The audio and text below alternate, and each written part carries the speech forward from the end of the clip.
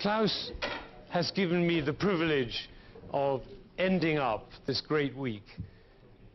And he has asked us to go out into the world and make a difference to the world, change the world. And that's a matter of leadership, in the sense that every single interaction between two human beings is always a matter of leadership. Now, it may not be wise to ask the conductor of an orchestra to talk about leadership, because the conductor is the last bastion of totalitarianism left in the civilized world. We stand on a podium, we have 100 musicians in front of us, sometimes more.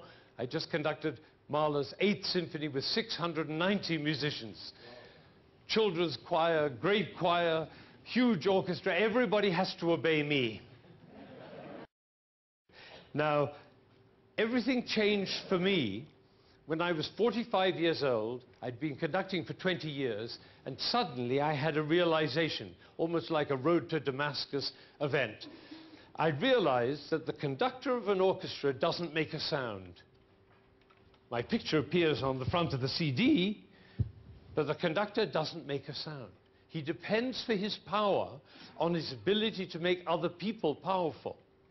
And when I realized that, it changed everything so much that people in the orchestra actually came up to me and said, "Ben, what happened?"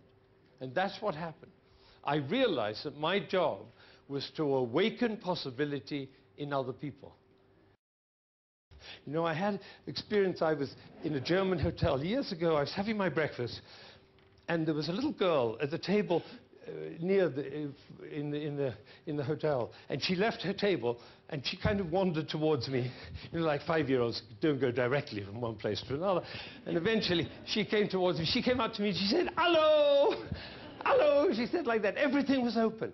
Everything. Obviously nobody had said to this child, "Don't speak to strange men." Probably by the time she got back to her table they would say that. But at that moment there was nothing between her and the possibility of relationship. So the question is, how can we have that hello be the rallying cry for this new world we're going into?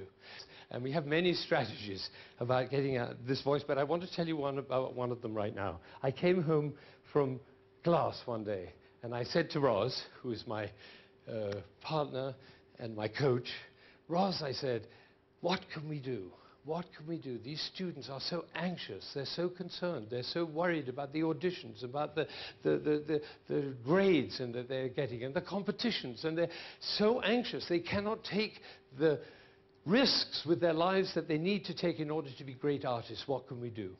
And she came up with this beautiful idea, and this is what I do, and I'll share with you exactly how it works. I come into my class at the beginning of the year, and I have 40 students or so in the room, and I say to them, "Your grade is an A. That is your grade for the rest of the year. You are an A student. And there's one condition. You have to write me a letter in the first 2 weeks, which is dated at the end of May when the class ends." Right?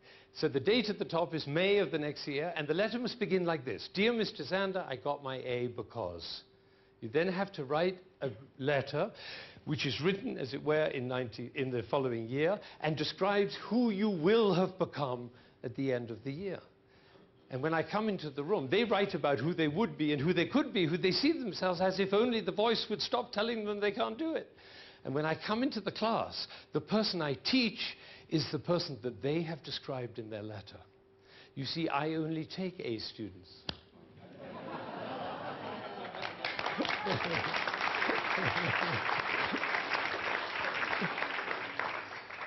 Now, it's interesting. There are a few people I see in the room looking a little confused, saying, "How can you do that?" Well, now, the thing is, you can give an A to anybody. You can give an A to anybody. To a waitress, to a taxi driver, to your mother-in-law. You can give an A to anybody. And what happens when you give an A is that the relationship is transformed. The relationship is transformed. Think about it. And Roz is a therapist, and she says, when there's a breakdown in a relationship, you're not giving somebody an A. Think about it. What grade are the Arabs giving the Israelis? And what grade are the Israelis giving the Arabs? And how are they doing? These two worlds are totally different worlds. Totally different. This is a world of a fixed reality. Here, the reality is fixed. The resources are fixed. So naturally, there's a lot of competition, domination, control, hierarchy, survival. Because there's only so much to go around, so we have to compete over it. Over here, there's an infinite amount available. So over here, it's an abundant conversation, a totally different conversation. Over here, we have goals. Have you noticed how goals tend to be rather grim? We have a goal. We have to make the goal. Over here, you can have a goal as part of the vision. And if you make the goal, great. And if you don't, how fascinating. You know, I always say to my students, this is a very important thing because, you know, players in an orchestra are always very worried about making mistakes. And they're very anxious, and they play as if they don't want to make a mistake. I say to them, if you make a mistake, go like this. How fascinating. That's the way to do it. Try it out on the golf course. It's very hard to do. So it comes down to three things, right? This whole thing is invented. It's all invented. Standing in possibility. And rule number 6. Right. It's very simple. Is it easy? No, it's not easy. It is not easy. Because this is like gravity. This has the power of gravity. Within a minute and a half of leaving Davos, you will be in a downward spiral conversation. And then the question is, who will enroll who? Will you enroll them, or will they enroll you? That's the question. The leader, the new leader, is the one who first of all can distinguish the downward spiral and then has the capacity to move people over here to radiating possibility. That is the new leader, and everybody can do it. Anybody can do it. An 8-year-old child can do it. The question is, can we do it reliably, ongoingly, and predictably? And for that, we have to practice. This is about a power that is available to every single human being at every moment of every day. It's called possibility. And I have a dream. I have a dream that for a week after you get home, every single conversation and every interaction will be impossibility. I have another dream, bigger dream, that for a whole month after you get home, every conversation and every interaction. No, I actually have a bigger dream, that you will lead the rest of your life in possibility. And I want to thank Klaus from the bottom of my heart for allowing us to be together on the last day to discuss not economy, not fear, but a possibility to live into for all of human beings. That is a privilege. Thank you. Now,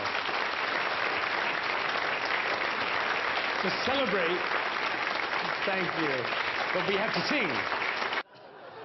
I want you to know that this is the song they played in Tiananmen Square during the revolution. This is the song they played when the wall fell down in Berlin. This is the song we sang with the policemen and the firemen and the survivors of the World Trade Center in Carnegie Hall. This is the song of the possibility that human beings are, and need I tell you, that's who you are. That's who you are. You are the possibility that human beings are. So knowing that, could we sing it one more time? BTFI. Freude schöner Götterfunken, Tochter aus Elysium, wir betreten feuertrunken, himmlischer dein Heiligtum, deine Zauber binden wieder, was die unerstrengen Tag. Alle Menschen werden Brüder, ohne ein sanfter Flügelball. Oh!